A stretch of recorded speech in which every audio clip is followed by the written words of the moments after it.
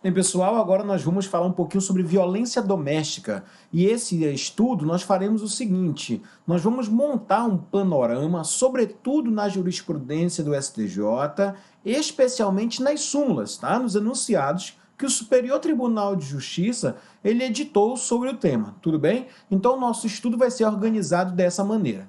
Agora é o seguinte, antes de a gente começar a trabalhar com as súmulas do STJ propriamente dito, eu quero apenas fazer com você um pequeno parêntese para que nós possamos aqui relembrar quando se aplica, porque quando eu falo violência doméstica nas súmulas do STJ, a gente precisa lembrar o que é essa história de violência doméstica, qual é a aplicabilidade dessa lei 11.340. Então eu quero chamar você a atenção um pouquinho para que nós possamos dar uma passeada agora e observarmos o artigo 5º, e eu coloco na tela para você, o artigo 5º da lei 11.340, onde ele vai nos lembrar que, olha só, eu falo em violência doméstica e a aplicabilidade dela toda vez que acontecer uma violência no âmbito da unidade doméstica. O que seria isso? Naquele espaço de convívio permanente de pessoas com ou sem vínculo familiar, perceba só, uma pessoa que está ali morando de favor há muito tempo, né? Olha só, empregada doméstica, mora em casa, por exemplo, ou aquelas que são esporadicamente agregadas, que vieram passar um ano, passar férias,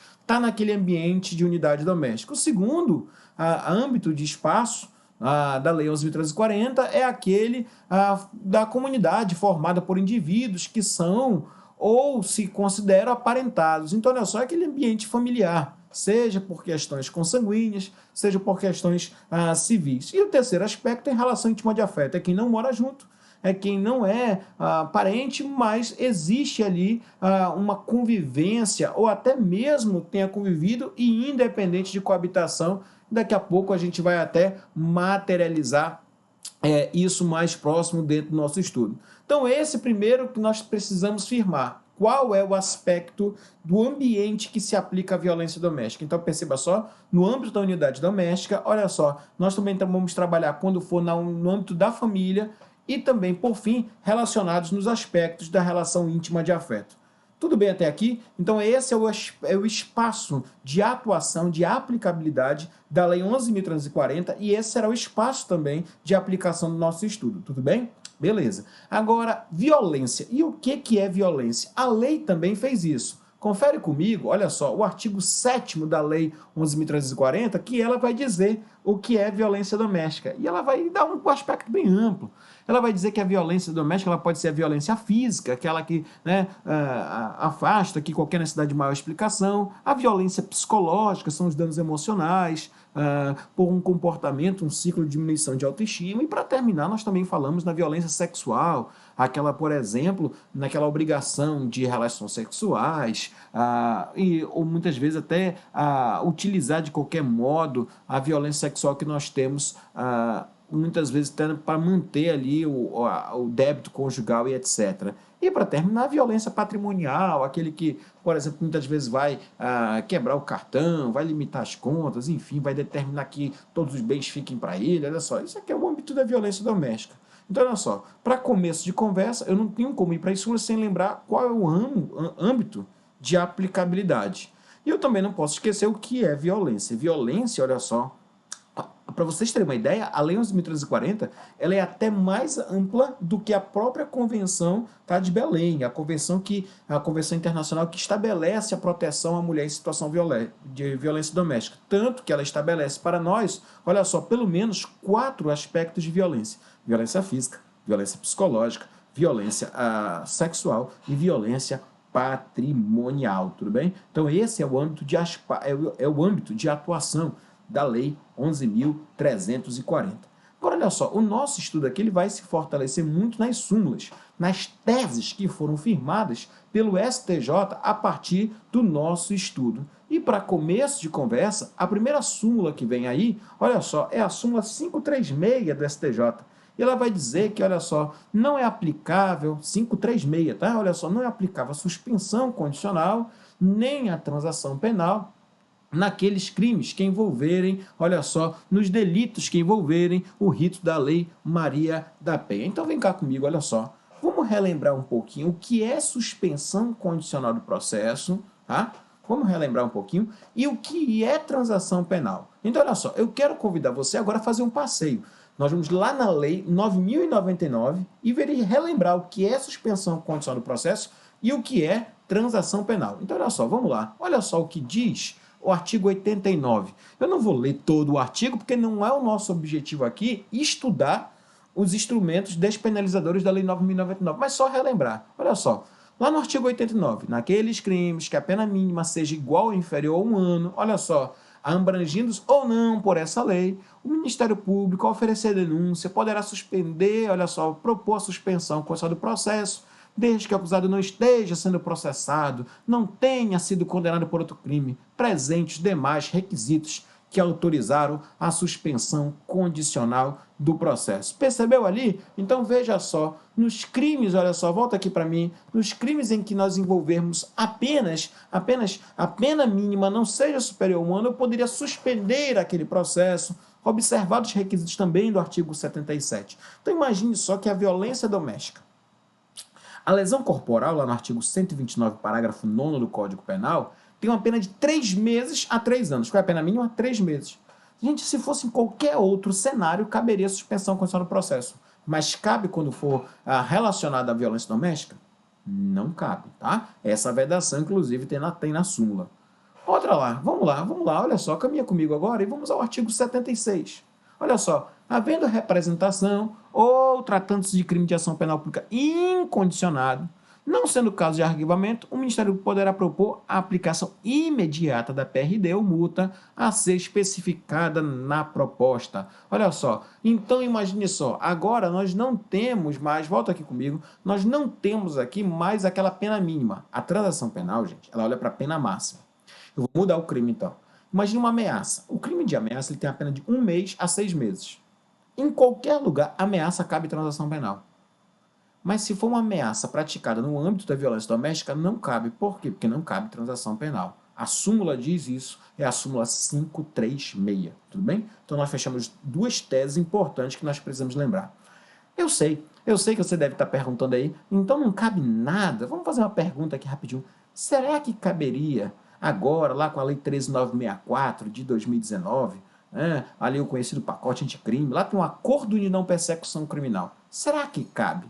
Acordo de não persecução criminal quando envolver violência doméstica? Olha só, vamos lá e vamos dar uma olhadinha lá no que diz a lei, o Código de Processo Penal, quando ele pergunta sobre o acordo de não persecução criminal. E está aí a resposta. Olha o que diz o artigo 28A, parágrafo 2º, inciso 4. O disposto no caput, o que é o caput? É o acordo de não persecução criminal. Não se aplica nas seguintes hipóteses. Aí tem várias hipóteses lá, mas a que nos interessa para a nossa aula é o inciso 4. Nos crimes previstos no âmbito da violência doméstica ou familiar ou praticado contra a mulher por razões de condição de sexo feminino em favor do agressor. Nesse caso aqui, não se aplica o acordo de não persecução criminal. Tudo bem? Então, olha só, perceba. Então, vamos fazer um pouquinho o resumo. Não cabe suspensão com o processo, não cabe transação penal, não cabe acordo de não persecução penal. Parece que o legislador diz assim, eu não quero acordo com com a gente que pratica violência doméstica contra a mulher. Beleza? Então, olha só. Então, nós vamos firmando aqui a primeira súmula de hoje e perceba só, como não é só a leitura da súmula, a gente aprofunda, não é só fazer aquele quadrinho lá, tá aqui a súmula e tal, decora isso aí, não. Você vai vendo, olha, não cabe transação penal, não cabe suspensão, não cabe acordo de não persecução, cabe nada. Olha só, beleza. O legislador realmente ele vem assim com muita vigor para cima da violência doméstica. Fechamos a primeira súmula, é a 536. Vamos para mais uma, 542. E olha o que diz a súmula 542, eu coloco na tela para você. Olha só, a ação penal relativa ao crime de lesão corporal resultante de violência doméstica contra a mulher é pública incondicionada. Eu vou te dar 5 segundos, 10 segundos para você ler de novo essa súmula.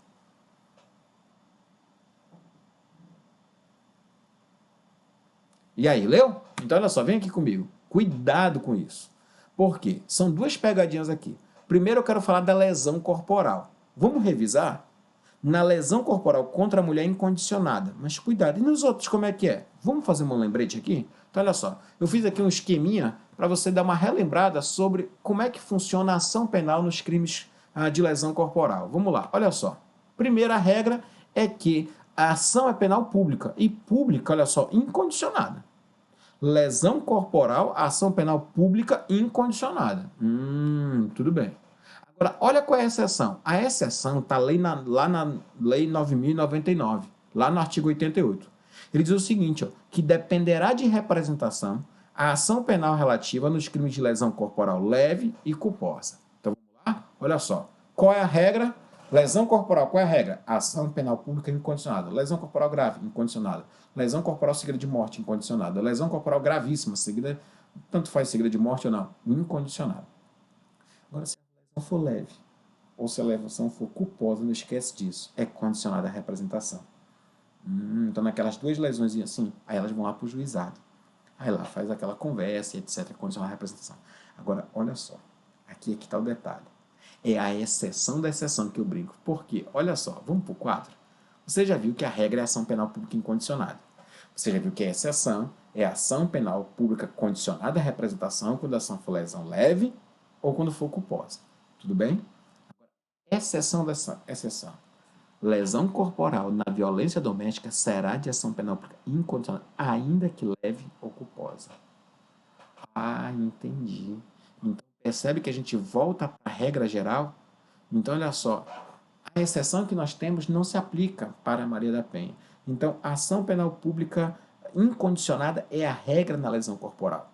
Mas se for leve ou culposa, olha só, cabe representação. Mas se for no ambiente doméstico, volta para a regra, é incondicionada. Tudo bem até aqui esse quadrinho? Que legal, que interessante, né? A gente pode avançar mais um pouquinho aqui, a gente pode ir mais profundo. Nós estamos caminhando aqui nas súmulas do STJ. E aí eu quero só te fazer uma pergunta. Então, Elon, todo crime que envolver violência doméstica é ação penal pública incondicionada, né? Eu não disse isso. Eu não disse que todo crime que envolver violência doméstica é ação penal pública incondicionada. Eu não falei em nenhum momento isso. O que eu disse é o seguinte, é que naquele crime de lesão corporal a ação penal pública é incondicionada. É verdade. Então, se for um outro crime, por exemplo, ameaça, é incondicionada? Não, é condicionada à representação. Agora, aqui eu também quero te chamar a atenção. Quando o crime é condicionado à representação, a vítima pode se retratar. Então, a vítima vai lá na delegacia, noticia e pede representa. Tudo bem. Ela pode voltar atrás? Pode, entre aspas, desistir? Pode. Até quando? Até o oferecimento da denúncia. E onde é que ela faz isso? Na polícia ou vai na MP. Olha, quero cancelar, desisto, tudo bem. Agora, cuidado. Porque se for na violência doméstica contra a mulher, aqui é diferente. Porque aqui, gente, nós temos um tratamento diferenciado. Para nós aqui, olha só, para nós aqui, quando estivermos falando na violência doméstica, aqui o legislador ele tratou diferente. Por quê? Porque nessa situação ele diz o seguinte, olha, aqui quando tiver violência doméstica e for um crime de representação, o que nós vamos fazer? Aqui eu não vou aceitar uma mera desculpa, a mera volta da vítima, olha só, lá na delegacia. Não, nesse caso eu não vou aceitar. Eu preciso que nessa situação, perceba só, seja, olha só, até o recebimento da denúncia mudou, ganhou mais tempo, até o recebimento da denúncia, então a vítima ganhou mais tempo para desistir, tudo bem. É para o delegado? Não. É para o MP? Não. É na secretaria da vara? Não. É na presença do juiz. Tem uma audiência específica para isso. Está previsto no artigo 16 da Lei 11.340. Tudo bem? Então, na Lei 11.340, você vai perceber que nós temos essa exceção. E eu vou colocar aqui um quadrinho para você também resumir isso. Olha só, se liga. Olha só. Nos crimes de ação penal pública condicionada, a vítima é a mulher. Nos crimes ocorridos no contexto, né, da Lei 11.340, que você já viu agora, violência doméstica, âmbito familiar, relação íntima de afeto, tem duas peculiaridades. A retratação da representação pode ser feita até o recebimento da denúncia e precisa de uma audiência específica perante o juiz para tal finalidade. Essa audiência é indispensável. Indispensável. Indispensável. Não esquece isso, tá? Não esquece esse regramento. E isso foi decidido, gente, pelo STJ pela quinta turma, agora, tá? Em 3 de setembro de 2019. Anota aí, ó. HC 138143. HC 138143. Só será admitida a renúncia à representação perante o juiz em audiência especialmente designada para tal.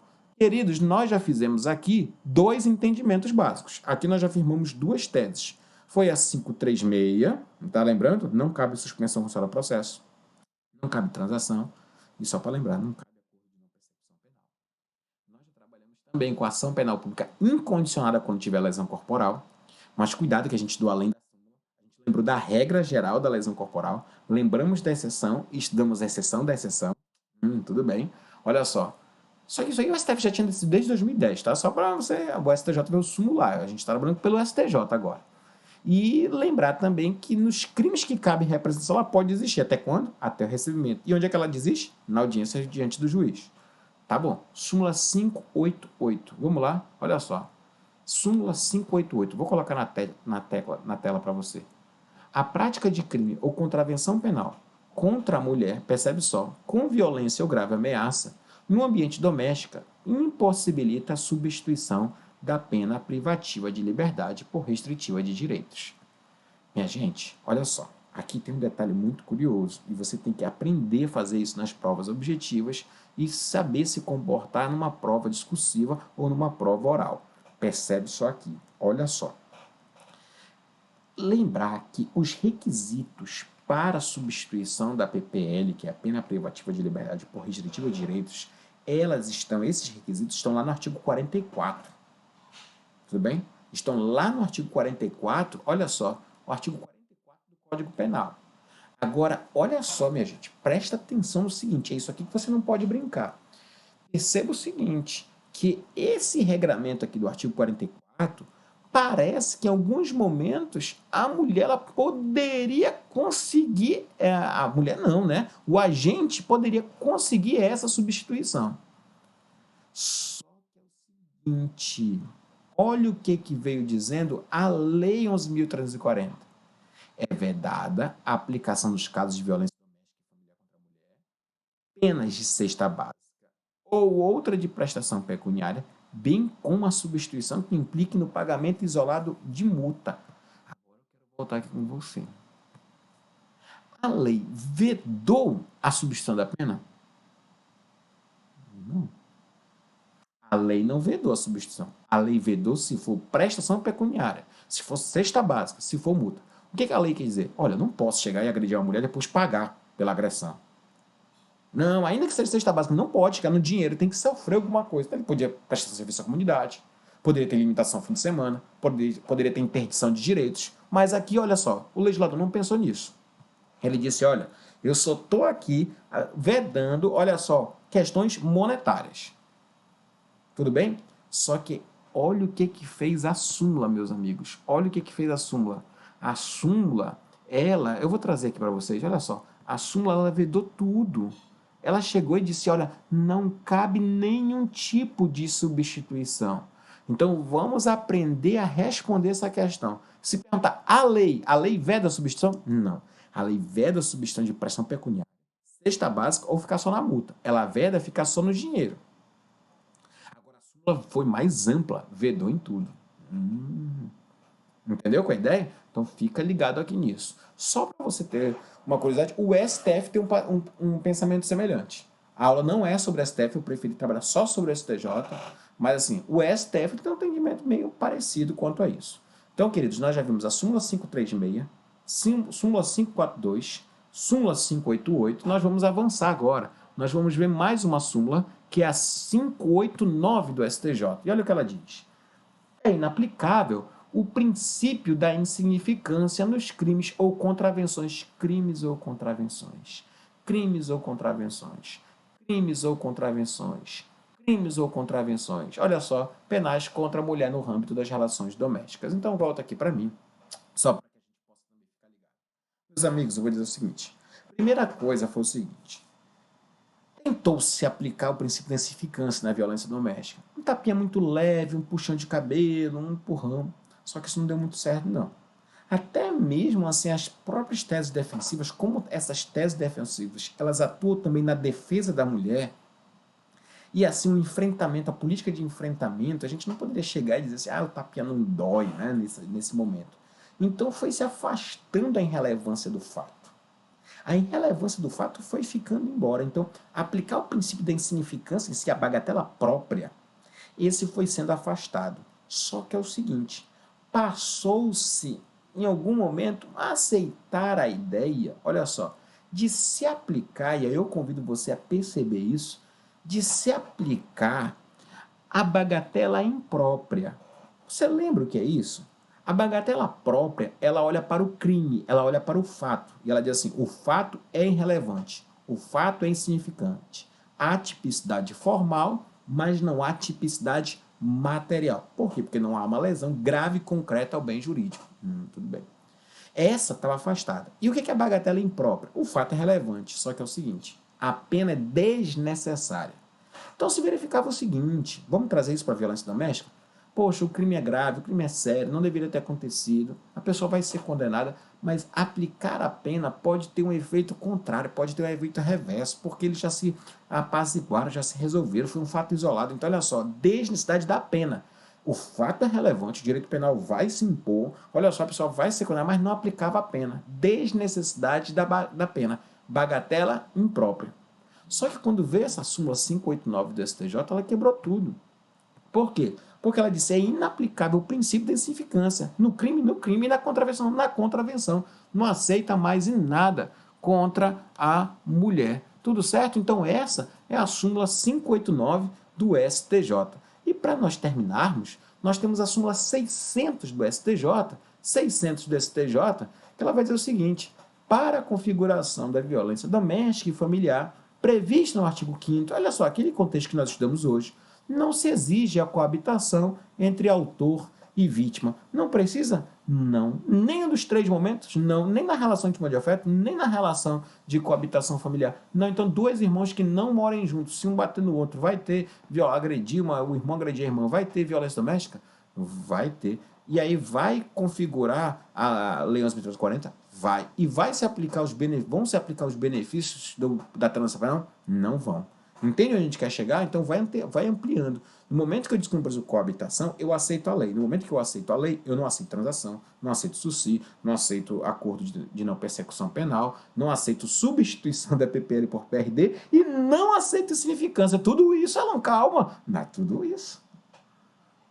Tudo isso, tá? Então você tem que ficar ligado em todas essas questões. Olha, súmula 536, súmula 542, súmula 588, 589, 600. Essa aqui é a súmula que eu chamo de súmula Luan Santana, né? Então, olha só, meu Deus do céu, é muita coisa. São 5 súmulas, 5 que a gente trata aqui envolvendo o STJ. 5 súmulas, meu Deus do céu, muita coisa. Agora, olha só.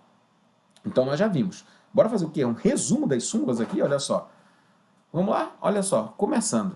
536. Não aceita suspensão condicional do processo, nem transação penal. É. E acordo de não persecução não está nas mãos, também não se aplica. Beleza. Vamos lá, o que mais?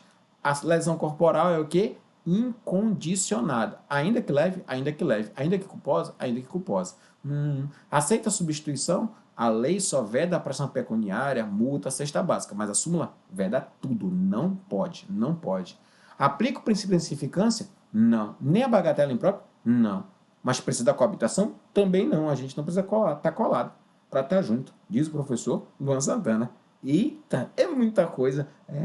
Por isso que eu fiz uma aulinha só para falar isso hoje. E é bom que a gente revisa grande parte aqui dos institutos do direito penal. O meu acordo com você era trabalhar com as súmulas, tá? Então esse era o nosso acordo. Só que eu queria que você aqui um pouquinho, tá? A gente aqui, não sei se você deixa, né? Mas a gente trabalhar mais um pouquinho aqui, algumas coisas que a gente julga interessante do nosso estudo. Então vamos lá, olha só. Eu quero fazer algumas perguntas para vocês aqui, né? E aí eu quero colocar também uma tese muito interessante que daqui a pouco eu vou mostrar. Mas é a seguinte, quem é que defere a medida protetiva? A vara especializada em violência doméstica. Isso é Justiça Federal ou estadual? Estadual. Agora, olha só, o STJ, no informativo 636, ele julgou algo muito interessante que eu queria contar para vocês. Olha só o que ele fez. Ele analisou o seguinte, ele analisou a seguinte situação. Perceba só.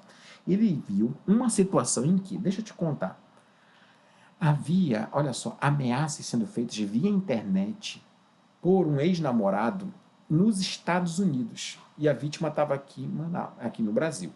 E aí o que aconteceu? Tinha transnacionalidade no crime? Tinha. Um estava em um país e outro estava no outro. O que o STJ disse? O STJ disse, nesse caso, a competência é da federal. Não porque é violência doméstica, mas porque o crime ganhou o quê? Transnacionalidade. Então a competência para deferir essas medidas protetivas é da Justiça Federal. Caramba, que coisa. Bacana. Agora, bora um pouquinho para uma outra tese interessante, aí eu prometo que eu acabo com você, né? Aqui eu termino, não acabo com você, mas eu termino o nosso tema, porque ele é muito interessante, né? Olha só, eu queria que você fizesse uma pequena pergunta. Olha só, eu não sei se você lembra, né? Mas o STJ e o Código de Processo Penal, ele diz no artigo 387, inciso 4, que o juiz, na sentença condenatória, olha só, ele fixará, na sentença condenatória, ele vai fixar ali um valor mínimo indenizatório. Você lembra disso? Tudo bem. Me diz uma coisa, será que o STJ, naquela situação ali, ele permite que o juiz fixe dano moral? Juiz criminal fixando dano moral não pode? Pode. O STJ disse que o juiz pode fixar dano moral e, cuidado, não precisa ter um valor certo, basta no pedido expresso na denúncia, na queixa, dizer o seguinte, eu quero um valor de dano moral. Fixo o dano moral. O juiz vai? Vai. A regra é que tem instrução probatória. Tudo bem. Agora eu quero trazer isso para a nossa aula de agora. Qual é? Aqui que tem a grande curiosidade. Sabe por quê? Porque o STJ falou o seguinte, eu vou trazer para vocês os julgados agora. Ele disse que quando tiver violência doméstica, olha só, primeiro, né, ele disse que é possível, né, fixar o dano moral, ainda que mínimo, né, é possível, é o informativo 588 do STJ que eu estou trabalhando, e eu vou avançar. E olha, ele fala, nos casos de violência doméstica ocorrido em contexto doméstico e familiar, é a fixação de valor mínimo de indenização a título de dano moral, desde que haja pedido expresso, já te falei, né? Olha só, ainda que sem especificação do valor. Ainda que sem especificação do valor. A indenização, olha o que é curioso, quando for com violência doméstica, não depende de instrução probatória específica. Não depende, não depende. Olha só, sobre a ocorrência do dano moral, pois se trata de dano presumido. Anota isso, pelo amor de Deus. Indenização na violência doméstica não depende de instrução probatória específica. Não. Claro que tem instrução probatória para verificar o crime, mas para verificar o dano moral, não precisa, pois se trata de dano presumido, dano in repisa. Não se mostra razoável esse fim, a exigência de instrução probatória acerca do dano psíquico, do grau de humilhação, da diminuição da autoestima, etc. Se a própria conduta criminosa empregada pelo agressor já está imbuída da desonra, do descrédito, do menosprezo à dignidade, ao valor da mulher como pessoa. Também justifica a não exigência de prova dos autos, olha só, de danos morais sofridos com violência doméstica e necessidade de mulher concretizar com o suporte processual já existente. O atendimento integral à mulher em situação de violência doméstica, de sorte a reduzir sua revitimização e as possibilidades de violência institucional, consubstanciadas em sucessivas oitivas e pleitos perante o juízo. Gente, vocês estão compreendendo com a ideia? Então, olha só, poxa, eu vou ter que fazer instrução probatória para ver se aconteceu o crime. Agora, fazer a vítima reviver tudo isso, nós chegaremos numa violência institucional. Então, por isso, não há qualquer necessidade de exigir outras questões, basta que seja provado o crime. Então, eu fiz aqui um resumo que você não pode esquecer. Bate foto disso daqui, olha só. Não esqueça, é possível a fixação de dano moral na sentença condenatória, isso em qualquer crime. Segundo, a indenização depende de pedido expresso. 3. A indenização por dano moral depende de instrução probatória. Mas cuidado, olha o 4. No caso de violência doméstica contra a mulher, o dano moral pode ser fixado independente de instrução probatória específica do dano específico. E olha só, por quê? Porque trata-se de um dano em reipiso, um dano presumido, ou seja, decorre da própria conduta. E exigir tal instrução, qual instrução? Essa específica, dando moral, e como é que ficou, e a situação, o que você fez? Olha só, seria provocar um processo de revitimização, que é o sofrimento decorrente do processo, que é algo que é uma orientação internacional até de se reduzir, né, na vida da mulher. Então, meus amigos, aqui eu tenho para vocês, olha só, além do julgado, essas 5 súmulas, tá? Que eu convido você aí, ó, dar uma revisada, 536, 542, 588, 589, 600. Fechamos aqui as 5 súmulas do STJ, as 5 súmulas do STJ, e eu quero só fechar essa aula aqui te atualizando de algo que saiu agora, né? Agora, no ano passado, que é a Lei 13.827, né, de 2019, que ela fecha aqui um último assunto, que é quem determina a medida protetiva. Quem é que determina? Olha só, você sabe que a regra, quem determina a medida protetiva é o juiz, né? Você está lembrando disso? Quem determina é o juiz. Só que você sabe que em muitos momentos nós temos uma situação que o juiz não está na comarca, ou pior, às vezes a gente tem uma situação que o município não é sede da comarca. Então teria que fazer com que a pessoa saísse, olha só, o policial, o delegado saísse, ou o defensor saísse de uma comarca, de uma cidade, para ir no outro município, para chegar com o juiz para pedir para ele deferir. Então o que é que aconteceu? Essa lei veio em boa hora. É a lei, né, 13.827, que ela cria o artigo 12C, 12C de casa, 12C, na Lei Maria da Penha. E ela diz o seguinte, olha só, quem tem a legitimidade para determinar a medida protetiva é o juiz, a autoridade judicial. Mas olha só, se naquela comarca não tiver, olha só, naquele município, o município não for sede da comarca, quem é que determina? O delegado de polícia. Tudo bem? Então, olha só, é lá que se corre, para o delegado. Então, olha só, essa capilaridade da polícia de estar presente como o primeiro garantidor de direitos fundamentais. Então, olha só, observe isso. Beleza? Então, quem tem a autoridade é o juiz. Mas, se não for o município, não for sede da comarca, o delegado vai ter que ir lá de madrugada, à noite, não. O delegado vai determinar. E tem um terceiro, será que um policial pode determinar e mandar o afastamento do lar? Cuidado, o afastamento do lar pode até ser determinado pelo policial. Agora, sabe quando? Vamos lá? Então, olha só. Quando, primeiro, o município não for sede da comarca, lógico, e segundo, olha só, não houver delegado disponível no momento da denúncia. Esse denúncia está errado aqui, mas é na notícia crime, né? Na notícia da violência doméstica. Porque denúncia para nós, no processo penal, é a primeira peça ali acusatória, exordial do processo penal. Então aqui, na verdade, não é denúncia, né? Que é a notícia do crime, notícia da agressão. Então vamos organizar. Quem determina a medida protetiva? O juiz. Ah, mas o município não é sede da comarca. Agora o delegado pode. O município não é sede da comarca. E o policial? Cuidado. O policial só vai determinar, perceba só, se o município não for sede da comarca e o delegado não tiver ali disponível no momento. Agora, cuidado, e eu vou trazer o código agora para você ler. Né? O código não, leia lá o artigo 12C. Olha o que ele diz no finalzinho. Vai lá no final, no parágrafo 1º, olha só. Nas hipóteses do inciso 2 e 3, qual é o inciso 2? A história do delegado, que eu acabei de contar para você. E o inciso 3? A história do policial. Nesses dois casos, olha só, o juiz será comunicado, está em negrito, no prazo máximo de quanto, gente? 24 horas. A prova objetiva adora isso, né? Então, olha só. E decidirá, em igual prazo, sobre a manutenção ou a revogação da medida aplicada, devendo dar ciência ao Ministério Público concomitantemente. Tudo bem, meus amigos? Então aqui nós fechamos. Olha só, a proposta era falar sobre violência doméstica no âmbito da jurisprudência do STJ, e especialmente nas súmulas, né? As 5 súmulas. Mas olha só, é necessário ver que o STJ de vez em quando ele fala alguma coisa além das súmulas. E para terminar, eu não queria deixar de lembrá-los dessa última situaçãozinha aqui, que é muito interessante, que ela está guardada ali com a novidade legislativa que nós temos agora do finalzinho ali de 2019. Eu digo para você, a lei de violência doméstica, a Lei Maria da Penha, gente, é uma lei que ela tem tido nos últimos 3 anos, ela teve alteração.